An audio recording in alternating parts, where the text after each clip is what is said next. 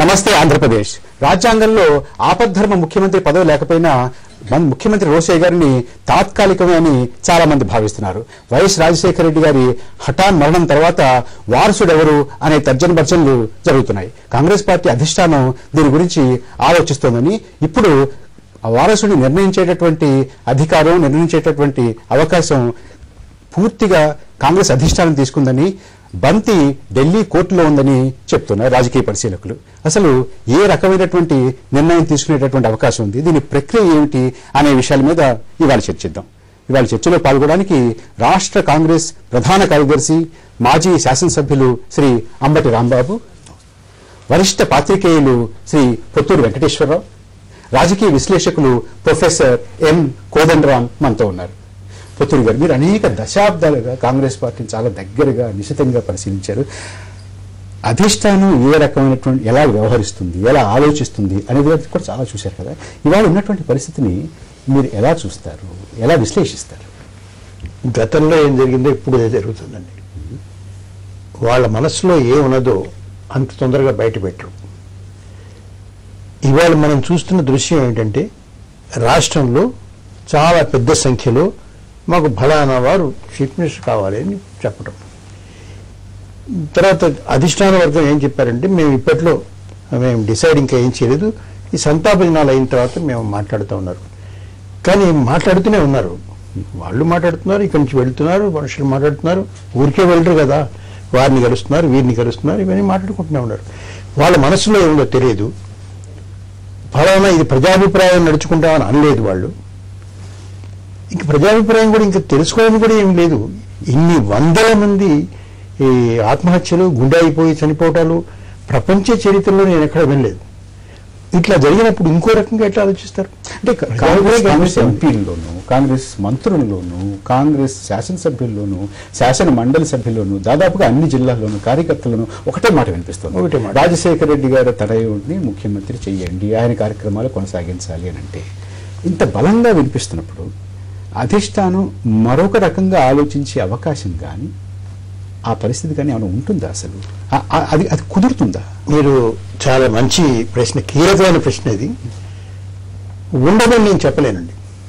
ఎందువల్లంటే, మొదటి రోజు ఉన్నటువంటి పరిస్థితి రెండో రోజు లేదు, రెండో రోజు ఉన్న పరిస్థితి మూడో రోజు లేదు. ఈ 4-5 రోజుల్లోనూ వీళ్ళు వాయిసింగ్ దేర్ ఫీలింగ్స్ ఏమైనా అది కంటిన్యూ అవుతూనే ఉంది. కానీ అధిష్టాన వర్గం మీరు ఎట్లా చెప్తే అట్లాగే వింటాం, ప్రజాభిప్రాయం ప్రకారం పోతాం, లెజిస్లేటర్స్ అభిప్రాయం ప్రకారం పోతాం అని అంటలేదే. పోనీ అట్లా అని ఇక్కడ ఏమైనా ఏ నాయకుడైనా, ఏ వర్గమైనా ఏదో ఫలానా వారిని పెట్టుకుంటే పర్వాలేదండి, అధిష్టాన వర్గం ఎట్లా చెప్తే అట్లా చేస్తాం అంటూనే వాళ్ళ అభిప్రాయం చెప్తూనే ఉన్నారు వాళ్ళు. కనుక వాళ్ళ అధిష్టాన వర్గం మనసులో ఏముందో మనకు తెలియదు. వాళ్ళు వీళ్ళని కొంత సైలెన్స్ చేసి, ఇదిగో తాత్కాలికంగా ఈ ఏర్పాటు మేము చేశాము, ఒక 1 నెల రోజులు ఆగండి, 2 నెలలు ఆగండి, 3 నెలలు ఆగండి అని అంటే చేయగలిగింది ఏం లేదు.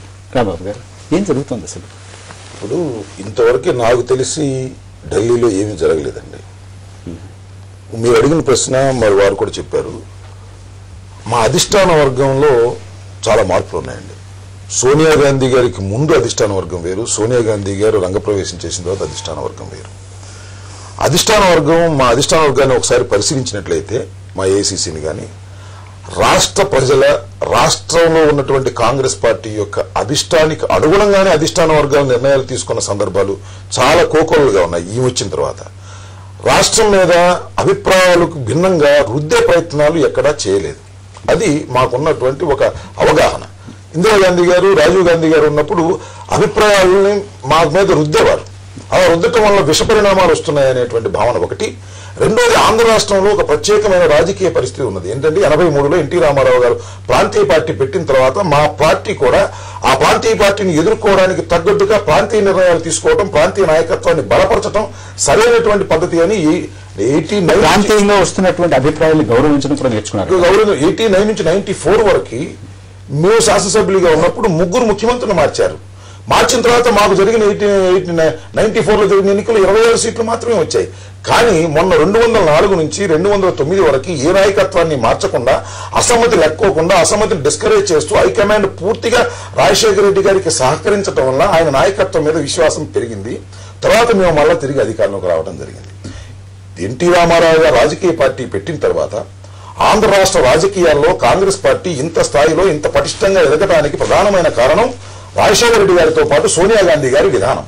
ఈ విధానం వల్ల నేను భావిస్తున్నది ఏమిటంటే, ఖచ్చితంగా రాష్ట్ర ప్రజల మనోభావాలు, రాష్ట్ర పార్టీలోని నాయకుల మనోభావాలు, రాష్ట్ర లెజిస్లేటర్ల మనోభావాలకు వ్యతిరేకంగా బలవంతంగా ఏ నిర్ణయాన్ని రుద్దటానికి ప్రయత్నం చేయరు. కాకపోతే నిర్ణయం రేపు తీసుకుంటారా, ఎల్లుండి తీసుకుంటారా, లేదా 2 నెలలు ఆగి తీసుకుంటారా అనే దాని మీద నాకు సందేహాలు ఉన్నాయి. కానీ రాష్ట్ర ప్రజల మీద, పార్టీ మీద బలవంతంగా రుద్దేటటువంటి సాంప్రదాయానికి తిలోదకాలు ఇచ్చినటువంటి హైకమాండ్ సోనియా గాంధీ గారి నాయకత్వంలో మాకున్నది. దానికి అనుగుణంగా మీరు అన్నమాట ఖచ్చితంగా ఇక్కడ ఉన్నటువంటి అభిప్రాయాన్ని లెక్కలోకి తీసుకుని దానికి అనుగుణంగానే చేస్తారనేటువంటి విశ్వాసం మీకు కనపడుతుందని అన్నారు. అది ఇవాళ చేస్తారా, రేపు చేస్తారా, నెలల తర్వాత చేస్తారా, 2 నెలల తర్వాత చేస్తారంటున్నారు. అదే కనుక నిజమైతే, ఇక్కడ అభిప్రాయాన్ని గౌరవించడమే కనుక నిజమైతే కనుక ఇక 2 నెలలు ఎందుకు, 3 నెలలు ఎందుకు, రేపు ఎందుకు? ఇక్కడ ఒక టెక్నికల్ పాయింట్ ఉందండి. దాన్ని గమనించవలసిన, ఢిల్లీలో ఉన్న వాళ్ళు గమనించవలసిన ఒక టెక్నికల్ పాయింట్ ఉంది. ఏంటంటే వాళ్ళ రాజశేఖర రెడ్డి గారు మరణించారు. చాలా దుర్ఘటన అది. అప్పుడు ప్రజల్లో తీవ్రమైనటువంటి ఆవేదన, ఆందోళన వచ్చింది. ఇందాక పొత్తూరు గారు చెప్పినట్టుగా చరిత్రలో, భారతదేశ చరిత్రలోనే కాదు ప్రపంచ చరిత్రలోనే ఎక్కడా జరగనన్ని ఆత్మహత్యలు, గుండెపోటుతో మరణించారు. ఉద్వేగభరితమైన వాతావరణం రాష్ట్రంలో ఉన్నది. అందరూ ఉద్వేగంలో మాట్లాడుతున్నారేమో, వాళ్ళ నార్మల్ సిచ్యువేషన్ ని డ్రా చేసిన తర్వాత వాస్తవ పరిస్థితిని చూద్దామని అనుకోవడంలో తప్పుందని నేను అనుకోను. అంటే నేనేంటంటే ఇవాళ మాకు సింగ్వే మాకు పైనుంచి కూడా మొన్న ప్రకటన చేశారు. ఏంటి, సంతాపదనాలు అయ్యేంత వరకు మేము ముఖ్యమంత్రి విషయంలో ఏ విధమైనటువంటి చర్చ మేము చేయము అని. పైగా ఇక్కడ రోషి గారి మంత్రివర్గాన్ని ప్రమాణ స్వీకారం చేయించారు. అంటే ఆతృతగా కంగారు పడిపోయి అక్కడ ఏమీ లేదు అని తొందరగా చేయాలనే ఆతృతని దూరంగా పెట్టారు. కాబట్టి రేపు ఇవాళ అయిపోయిన దగ్గర నుంచి రేపు నుంచి ఎక్సర్సైజు, దాని గురించి ఆలోచన ప్రారంభమవుతుందని నేను విశ్వసిస్తా ఉన్నా. ప్రొఫెసర్ కోదండరామ్ గారు, ఒకటి వాస్తవం అండి, కొంత ప్రాంతీయ పార్టీలు పెరిగి బలపడిన తర్వాత కాంగ్రెస్ పార్టీ కూడా ఒక స్థిరమైన ప్రాంతీయ నాయకత్వాన్ని కోరుకుంటుందన్నది వాస్తవం. అట్లా బలమైన స్థిరమైన ప్రాంతీయ నాయకత్వం లేకుండా పార్టీ నిలబడలేదు, ఎదగలేదు అనేది. కనుక సోనియా గాంధీ గారు వచ్చిన తర్వాత ఆ దిశగా కాంగ్రెస్ పార్టీ అడుగులు వేస్తుందన్నది వాస్తవం. అయితే ఇవాళ ఆంధ్రప్రదేశ్లో ఉన్నది మాత్రం ఒక ఇదివరకెన్నడూ ఉత్పన్నం కానటువంటి ఒక పరిస్థితి.